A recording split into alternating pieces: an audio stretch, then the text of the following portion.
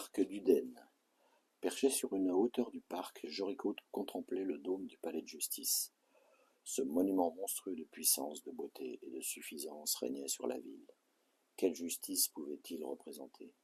Celle des hommes? Quelle vanité! Joricho attendait Edmond, qui tardait à venir.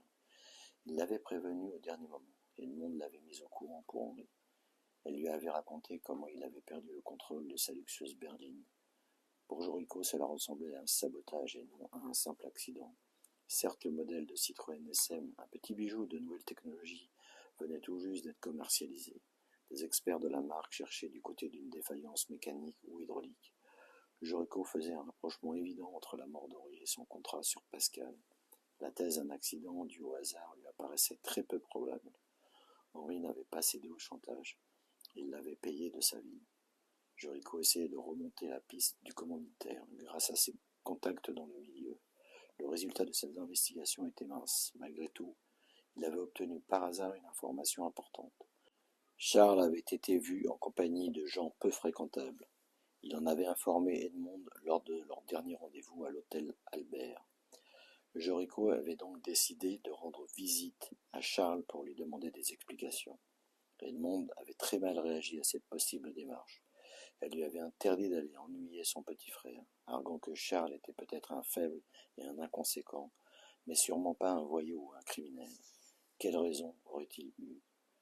Probablement l'argent, lui avait rétorqué Joricho. Peut-être aussi la détestation d'Henri et de son fils avait-il encore suggéré, ou les deux à la fois. Mais sur ce terrain, Edmond ne suivait plus Joricho.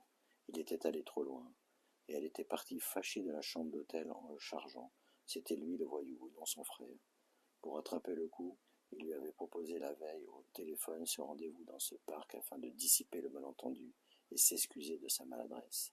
Elle avait répondu en demi-teinte qu'elle viendrait peut-être. Après une demi-heure d'attente, Joricho se rendit à l'évidence. Il se laissa choir sur la pelouse. Elle ne viendra pas. Mais pourquoi? Pourquoi? Pourquoi refusait-elle d'entendre ce qu'il avait à dire? Sa crédibilité aux yeux d'Edmond était faible, voire nulle.